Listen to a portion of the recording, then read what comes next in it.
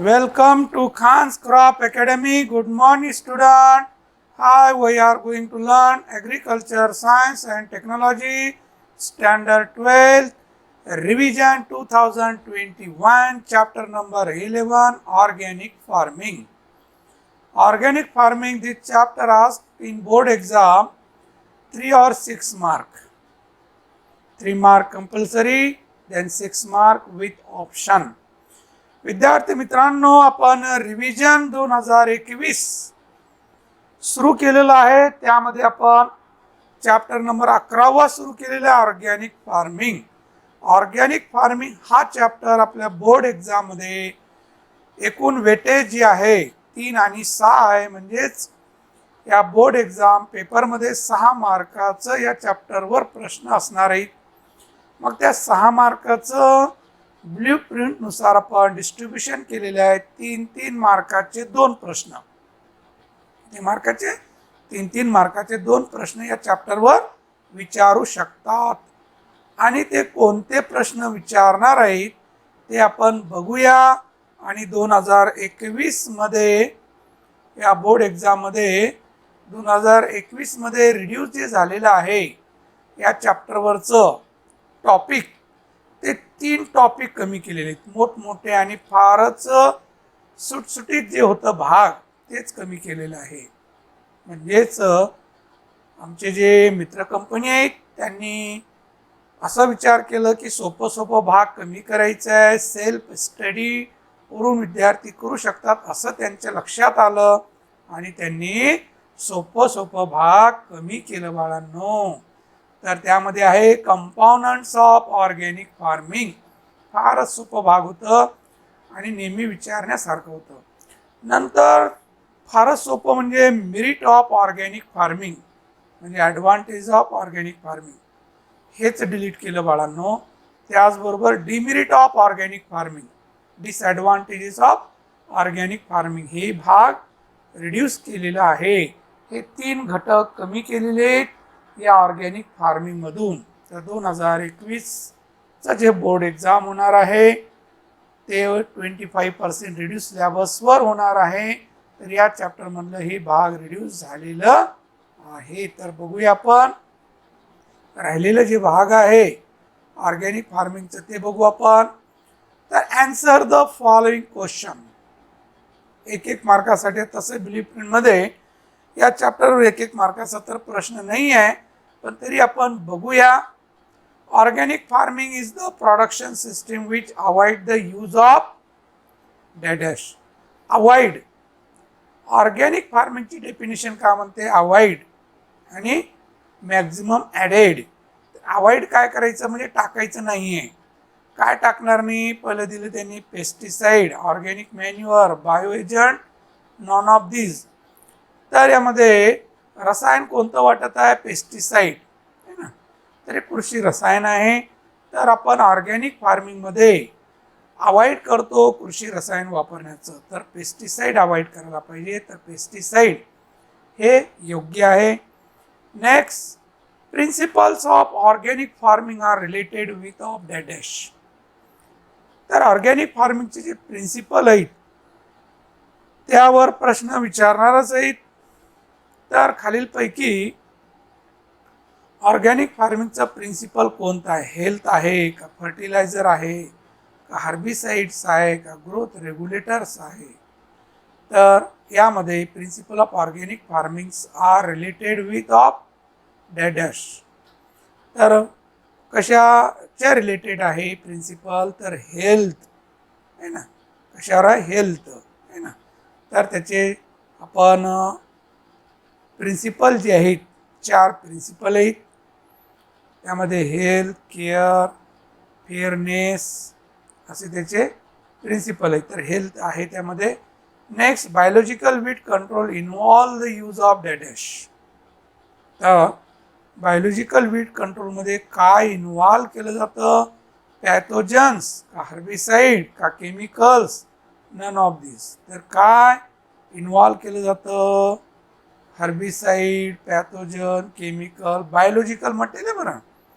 Biological म्हटल्यानंतर chemical येणार आहे का? नाही. बायोलॉजिकल म्हटल्यानंतर लिव्हिंग थिंग्स येणार आहे बाळांनो. काय येणार आहे? लिव्हिंग थिंग्स येणार आहे. काय येणार आहे? लिव्हिंग थिंग्स येणार आहे. काय येणार आहे? Living things. लिव्हिंग थिंग्स येणार आहे. मग लिव्हिंग थिंग्स कोणते? त्याच्यामध्ये पॅथोजनस आहे, तर पॅथोजन हे करेक्ट आहे. Next, hand weeding is an example of dash method of weed control. Hand weeding हे कशाचं एक्झाम्पल आहे? फिजिकल मेथडचं आहे का बायोलॉजिकल मेथडचं आहे का केमिकल मेथडचं आहे? तर कशाचं आहे हे इथं आपल्याला दिलेलं आहे. तर कशाचं आहे? हँड विडिंग म्हणजेच फिजिकल किंवा त्याऐवजी मेकॅनिकल जर असतं तरी ते करेक्ट राहिलं असतं. फिजिकल म्हणजेच mechanical. Okay. The example of organic manure is dash. Organic मॅन्युअरचं एक्झाम्पल कोणतं आहे? कंपोस्ट आहे का युरिया आहे का सिंगल सुपर फॉस्फेट आहे का म्युरेट ऑफ पोटॅश आहे? कशाचं एक्झाम? ऑर्गॅनिक मॅन्युअरचं. तर ऑर्गॅनिक मॅन्युअरचं कोणतं एक्झाम्पल आहे? कंपोस्ट आहे. कोणतं एक्झाम्पल आहे? कंपोस्ट आहे. ओके. तर या पद्धतीने MCQ. नंतर make the pairs. Group A and B. Group A मध्ये mulches, farm yard manure, insect. Group B मध्ये chemical weed control, physical weed control, organic manure, biological weed control, nitrogenous fertiliser. Mulches, तर हे mulching करणं हे physical आहे का chemical आहे? कारण फिजिकल केमिकल एकच होतं. सॉरी, फिजिकल आणि मेकॅनिकल एकच होतं. तर मल्चिंग करणं हे कोणती मेथड आहे? तर ती फिजिकल वीड कंट्रोल आहे, म्हणजे मेकॅनिकल वीड कंट्रोल आहे. फार्म यार्ड मॅन्युअर हे काय? तर ऑर्गॅनिक मॅन्युअर आहे. इन्सेक्ट काय? तर बायोलॉजिकल वीड कंट्रोल आहे. लक्षात. तर हे मेक द पेअर अशा रीतीने विचारू शकतात या चॅप्टरवर. नंतर question number 1C, find the odd one out. Odd one out. FIM, compost, sewage, dolomite. यापैकी वेगळं शब्द कोणता आहे? FIM, कंपोस्ट, सिवेज हे सगळे कसे आहेत? ते ऑर्गॅनिक मॅन्युअर आहेत. आणि डोलोमाइट हे काय? मिनरल आहे. लक्षात. म्हणजेच जिप्समचं एक्झाम्पल आहे ते. Rhizobium, azolla, azotobacter, gypsum. तर रायझोबियम, अझोला, अझोटोबॅक्टर हे बायो फर्टिलायझरचे एक्झाम्पल आहेत. जिप्सम हे सॉइल अमाइंडमेंट आहे. Ecology, care, fairness, vermicompost. तर हे इकॉलॉजी, केअर, फेअरनेस आणि हेल्थ हे काय असतात? प्रिन्सिपल आहेत. वर्मी कंपोस्ट हे काय आहे? तर ऑर्गॅनिक मॅन्युअर आहे एक्झाम्पल.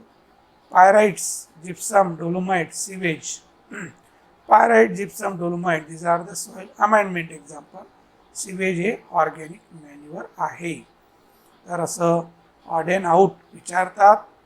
नंतर question number 1D, right true or false.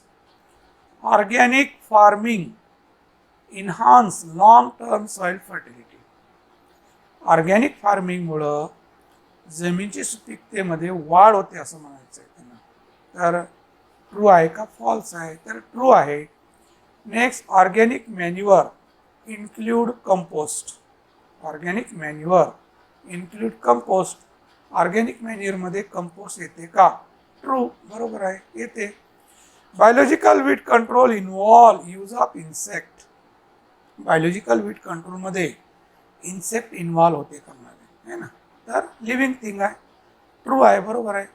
Organically grown crops provide nutritionally superior food.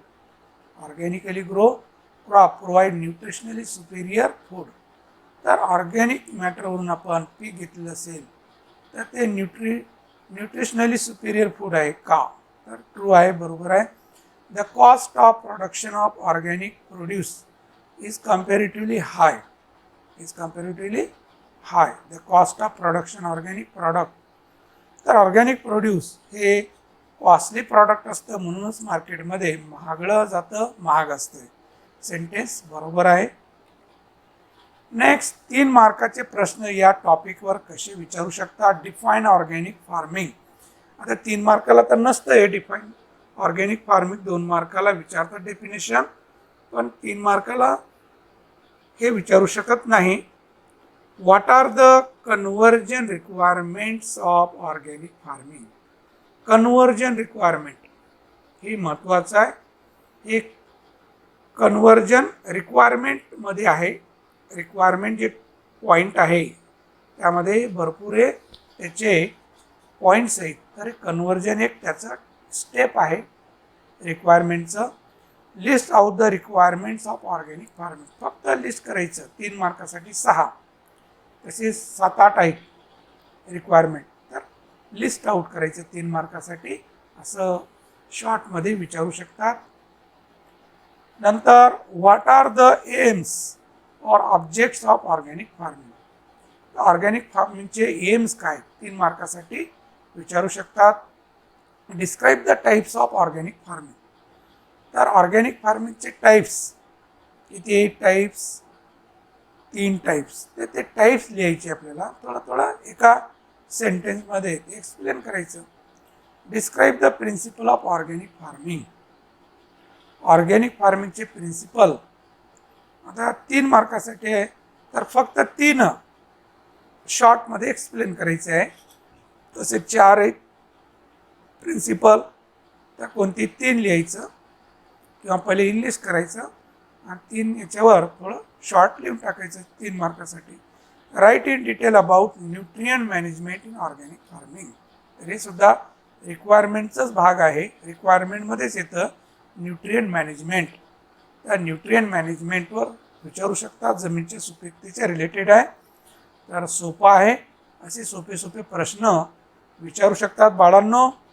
तर व्यवस्थित प्रश्नाचे उत्तर तुम्ही लिहून काढा.